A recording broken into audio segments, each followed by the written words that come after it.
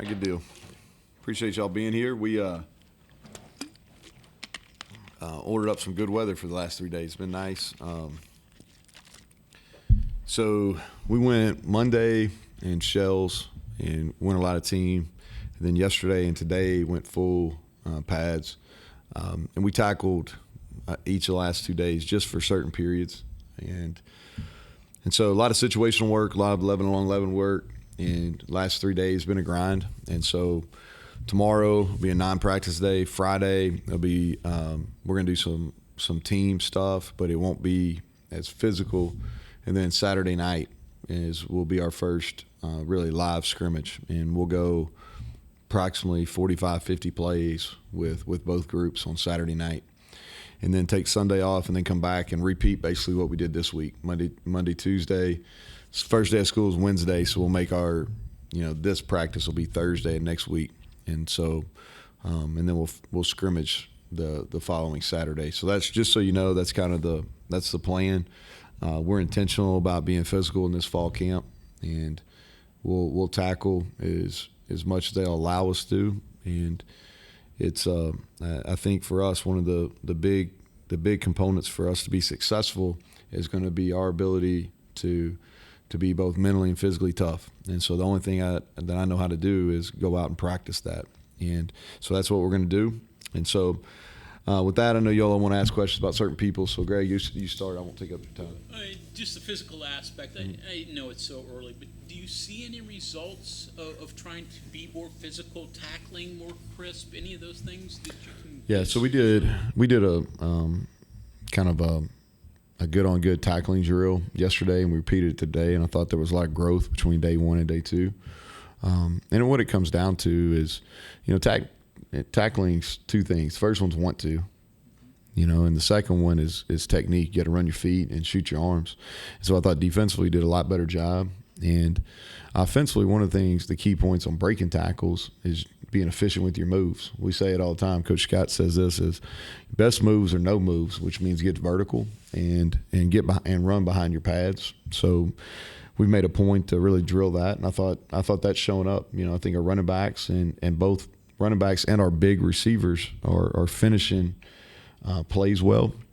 And I thought we tackled. We did a short yardage and a goal line period today, and I thought that defensively we did. I thought, defensively, like Tyron Bradley on the edge, he's 255, 260 pounds, and he's got a physical demeanor about him, and he showed up today in our short yardage stuff. Even Jared Bartlett at the same position, he's gotten stronger, and you can see he's playing run blocks better than he has before.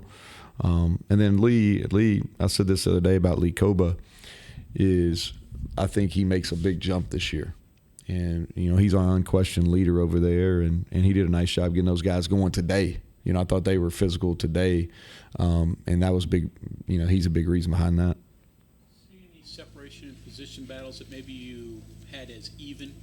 Well, yeah, I think Anthony Wilson's making a big jump to be ready to play. He's one. At corner, I think Jacoby Spells has really looked good through 7 practices. And my expectation was for him to be better, and he's made plays. And he's not only made plays on defense but special teams. Beanie Bishop he's pushing, and he's got experience, but he's got personality. He's got good energy, and he's consistent. And so he's been, just from having him in the room, and then going, just talking about some guys. Mike Lockhart made a big-time play today. I think he's starting to separate himself there at that position. And then Eddie Vestorinian's had a nice camp.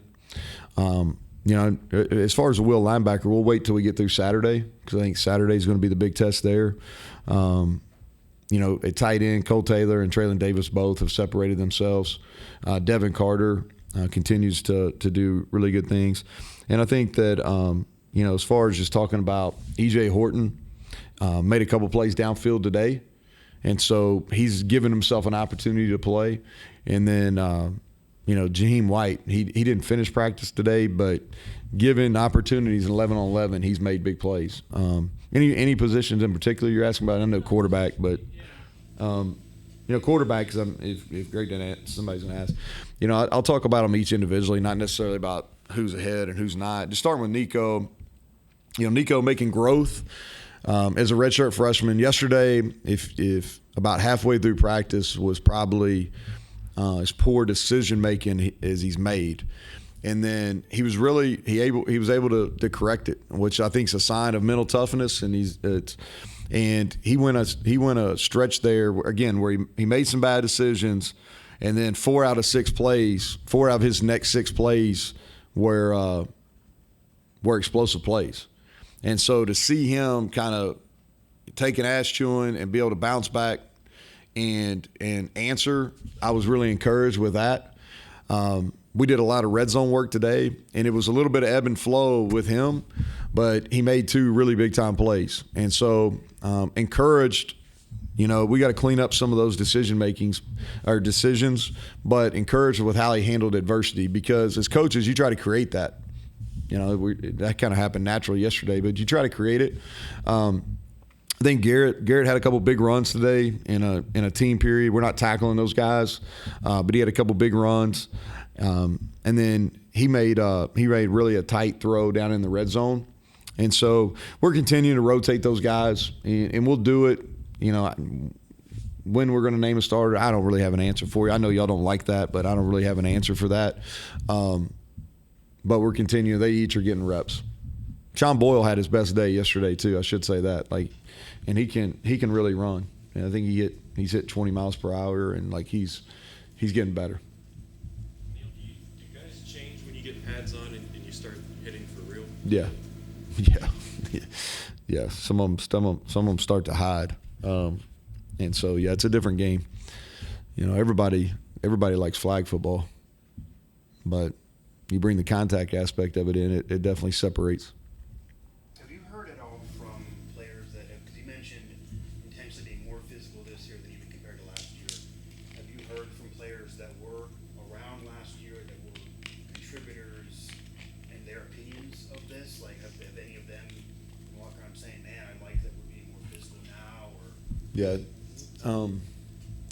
I had a conversation with Lee when we were out at media days, and I just told him, I was like, hey, we're going to do a lot more 11-on-11 work, and we're going to be more physical. We're not going to – the issue for us is not going to be that we didn't tackle in fall camp. That's not going to be a reason why we're not significantly better. And it was – my conversation with him was hey, I need buy-in from the top. Which he's I always talk about contact. He's a seeker of contact, so that was music to his ears. But he's done a good job of just enthusiastically selling that, because we have to do it. We have to do it. We were thin last year. We had some injuries, but when you look back, we got to be more physical. And it's such a fine line. And myself and every other college football coach in the country is dealing with the same deal: was what's enough and what's too much. And you're walking that fine line because you don't want to get your really good players hurt in preseason camp, but you also want to do enough work where they're ready to go. And I really wish in fall camp, we're making so many changes in our game. I think we got to look at, with TV and the money and things like that, I think we really need to look at combined practice. I think it would really be beneficial where you set up your own combined practice. Basketball does it. You can either have 2 exhibitions or you can have a closed practice against another team. And I think it would be better for our game. Our product would be better early in the year if you're able to do that. You see the NFL teams do it where they do back-to-back days where they do controlled team things, and I think that would be really beneficial for our game. But whether that'll happen or not, who knows? Back to the physical part. Yeah. There's information on your part too. What guys can play sore, can play with pain. You kind of get a lot out of that too, right? Yeah, no doubt. We've been talking about who do we have to be successful? We've got to be a disciplined football team. We've got to be a team that strains. We've got to be tough mentally and physically, and then we got to be smart. I mean, that's who we've got to be for us to be successful. And so when you go through practice and you're playing in practice, you're trying to put them in situations that is either going to expose for the good or for the bad. And if if it's a situation that doesn't go exactly for one side or the other, then you want to try to repeat that and see if we've made growth, and so without question, we're in the evaluation process. And I tell them this, like, we're in the evaluation process through a week from Saturday. And some of the battles will extend, but for the most part, through next Saturday, we're in the evaluation process. And so we're trying to evaluate you situationally. We're trying to evaluate how you handle adversity. We're trying to evaluate how you handle success, all those things. Place kicking, how's, Michael Hayes? Michael Hayes had a good day. He had a 50-yarder at the end of practice on Saturday. Was that 51? I don't know. I think 51 on Saturday to close out practice. He hit one today where he could end practice, so we were going to do another drill, and he hit it, and that was I didn't step it off or anything, but it looked at least 45 to 50 in that range. So I've been pleased with him. And then Danny King's is putting pressure on him too. Danny King's gotten a lot better. I got trust in both of those guys. I'm sorry. Go ahead, Bob. No. Along those lines, you mentioned earlier that your punter can be a leash line. Yeah. Tell me what he brings and how he's improved his game from last year. Versatility.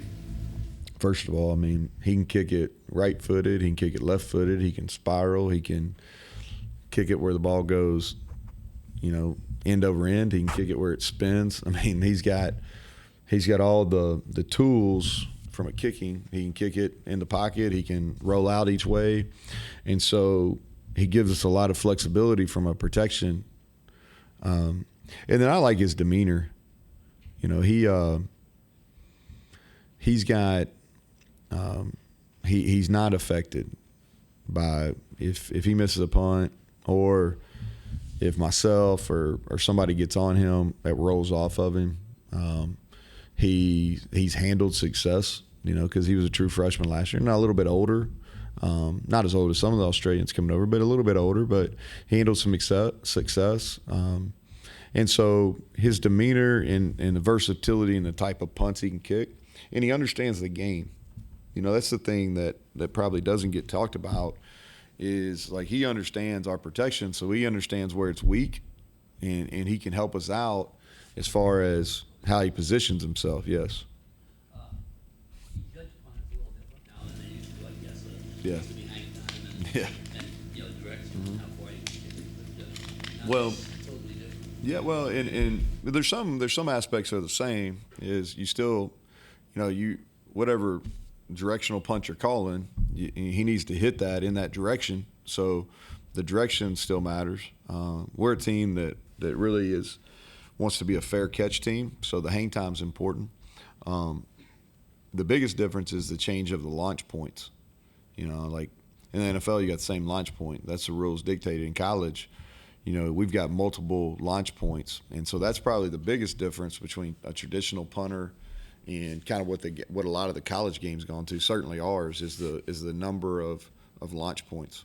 Is there value to him playing Australian rules football or rugby and having all those guys around him and being able to operate? Yeah. Is there value in that? Yeah, it is. There's a toughness aspect of it, and he's had to perform under pressure. And my daughter, she's in here today, so she's gonna laugh. But like, you constantly evaluate people that perform under pressure. And you talk about my conversation with her was about multiple sport athletes, and she had made a question about, well, does it matter if they play? I'm like, yeah, because it means they're athletic. That means they're athletic. And then I was using Rodney Gallagher as an example. Rodney Gallagher had to step to the free throw line to win the Whippeal championship, not once but twice. And so he had to do that in front of a full arena. So what that tells me is he can handle pressure, and odds are, like, when we go to Penn State, it's not going to be too big for him, because there's going to be 21 other people out there every time he's out there, where in basketball you got to step to a free throw line and everybody's eyes are on you, and so I think anytime you can witness people have to perform under pressure, like, those are competition reps and pressure reps. And so Ollie over in Australia had to go and he had these intense competitive reps versus grown men and had to perform, and so I think that definitely counts. Well, it showed up in the Oklahoma State game last year. Yeah. He didn't, and that's a great point. That's a great point. And like we used that example the other day, and because, this quote gets overused now, but it's a Navy SEAL deal, and it's very true. Is you basically fall to the level of your training, and so we worked that all the time. And what he did is the only snap he dropped, but he was so calm, and it was pouring down rain. It was about 35 degrees, and he comes, circles the ball just like he's supposed to, picks it up, gets it off. And so that shows, like what I was telling Bob, he's really even keel. He doesn't get too up or too down. And so, he wasn't one of those guys that dropped it, looking at his hands and beating himself in the helmet. And he just went back, circled it like he's supposed to, and got the ball off. But that was a rugby move because that happens all the time in that game. Are you practicing in the mornings this year? Yeah, we are. That's a change, right? Yep, that's a change. And so really twofold. First of all, selfishly, the older I get, the better I am in the morning, so I have better energy. And then really the second thing, we've always done it in the spring. And so the reason we've always flipped that, because we practice in the fall, in the afternoons, spring in the mornings. And that was due to classes. So some of the majors you could have, it was easier to get classes scheduled in the morning or afternoon. So regardless of the time of year, they should always be able to hit it in each semester. But really since COVID, a lot of classes are online, so we're not having those same type of issues. And the winter and the spring is the guys liked it better. And so I just put it out to them last February or March and said, hey, we've got a group of older guys that, I'll let them have some say in some orders or in some decisions. So I just put it out and I said, hey, I want you to come, and Patrick, our director of football operations, he's going to come see you one-on-one, and so give him what you would like to do. Do you prefer mornings or you prefer afternoons? And give a reason why. And if you don't have a reason, then you don't count. Okay, if you have a legitimate reason, then okay, we're going to listen to that. And it was overwhelmingly positive in the mornings. And so what we're going to do is, and it's a credit to our academic people, some people go in the mornings and they got to be in the building at 5:30, and we don't start anything till 8. So the schedule that we're on right now in fall camp is the exact same schedule we'll have when school starts next week. And so excited about it. I think it's going to, all the science stuff says that, the guys it helps them from a recovery standpoint on Saturdays. Now, the biggest difference is going to be from a coach planning standpoint, where, you practice on Tuesday afternoon, which is your first big practice, usually out there at 4:00. Now you're going to be out on the field by 9-something, so you're losing that 7 hours. Now you'll gain it on the back end, but it's really not going to be an adjustment for the players as much, but that's going to be an adjustment for the staff. You joke about your age and getting better energy, but players, just for their well-being too, academics, it's a lot easier to do academics during getting out of here at 4 than 9 o'clock Yeah. too. So the football side of it, that's fine, but is there a student welfare thing? Yeah, they just like it, and I think what they like about it is the hardest things are done first. And so I don't mean the school's not hard, but from a physicality standpoint, and their day gets going. And our academic people like it better. And because they see them, their day started, and it just flows better. Keep going, Mike. Last week, before your off day, you kind of weren't happy about, I think urgency is what you'd said, because it was a 70-minute practice. You're off tomorrow.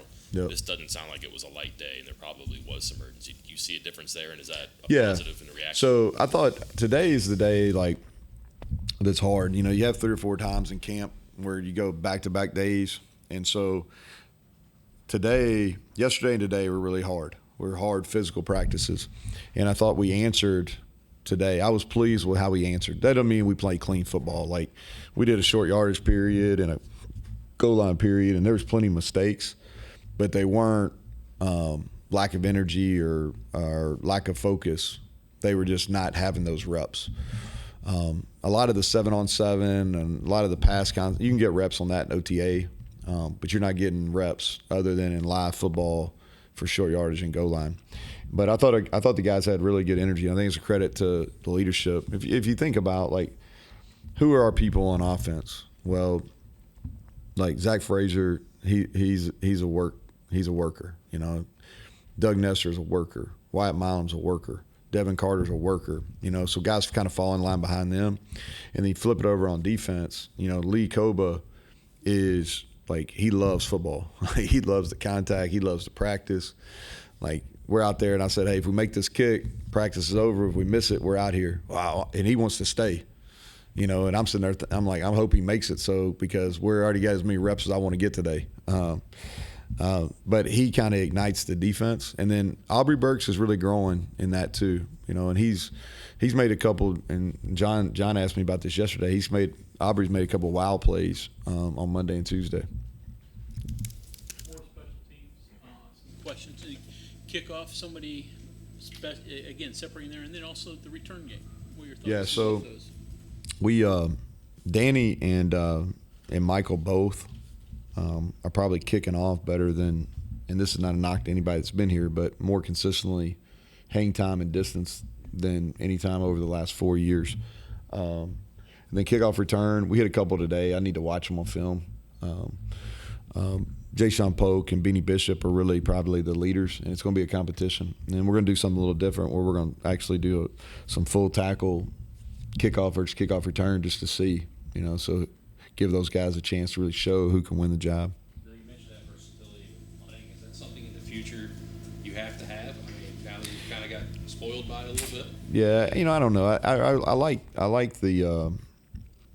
I like being a punt team that really focuses on coverage because you can recruit to it. You know, you're really looking for speed, and so if you can get more free releasers out, then it helps. You know, those interior pump bodies are hard to find. Those are those mid bodies that are really hard to find. But on our punt team, we're really built kind of on speed, and so when you have that, you're able to move your launch point around. You don't necessarily have to have as big of bodies on that team. So preferably would like to continue in that for sure. Is Noah Brand definitely a tight end? Yeah, he's done a nice job. Like we always start our team meeting right before practice with what we call good football, which is just like really good fundamental plays. And he's been on there the last 2 days, and so he's growing. You know, he's done some inline blocking the last 2 days, which is something he didn't have to do at university, and he's natural at it. He's really natural at it. A lot of talk about Rodney. Where does Traylon fall into things? Has he looked pretty good? Traylon Ray? Traylon Ray, yeah, he's smooth. Yeah, he's smooth. I thought you were talking about Traylon Davis. I was like, that's an odd comparison. But no, you're talking about Traylon Ray. Traylon Ray, yeah. Traylon Ray is smooth. I like him. He's going to be a player. And he didn't get here till late because he played baseball late. So he's only been here, you know, since the last week of June. But I like him. I think that he's long.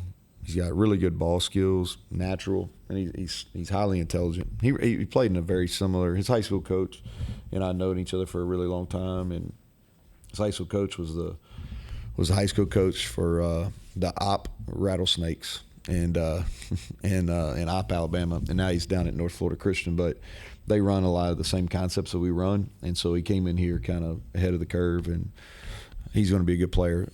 Matter of if, you know, and it's not out of the question he'll play right away. Talking a lot about the schedule and forming the planning week to week. When will that start shifting, or is that already in your mindset for Penn State directly in terms of maybe having the environment louder and playing music that's not just what the players want to hear, but yeah, we'll start that. So really, as coaches, we've kind of already done the Penn State stuff. You know, it's kind of what you do in May, and it's one of the really good things about not going out recruiting in May. We do the caravan, myself doing the recruiting, but you get ahead on some opponent stuff, and then you go back and do that same thing in July. So we've done a lot of the prep work for that. And then what we do is kind of a lead-in is during our walkthroughs in the evening is we go opponent defenses and opponent offenses and kind of work, you know, whatever our install of the day was that we practice live in the morning, we kind of walk through it versus our opponent looks. And so then we'll work on a mock game week after that second scrimmage on a Saturday. And that's when that'll be kind of like half cleaning up like what we want to put in for the season, and then getting ready. And then I guess that Tuesday is kind of when I got like start turning the music up, and I'm gonna have to listen to all these people around here. But listen, I'm not trying to be hateful. Like we gotta play the music loud so we can get ready for Penn State. I already know the emails are going to come from the neighborhoods, but I apologize in advance. Are you going to do 7:30 practice for every Saturday scrimmage? No, we're trying to move. We're going to try to move those scrimmages around for game times. Yeah, we got a couple nights built in, John, just to get used to practicing their lights. Neal, what has it meant in your eyes to the program that since you've been here, you've renewed Virginia Tech, Pitt, and now obviously Penn State? Yeah, I think those regional rivalries are important. They're the Pitt game is I think should be played every year, and I've said that all along. I think the Pitt game should be played every year. I think it's one of the best rivalries in all of college football, and so we should play that every year. And it makes it hard to play those other regional games.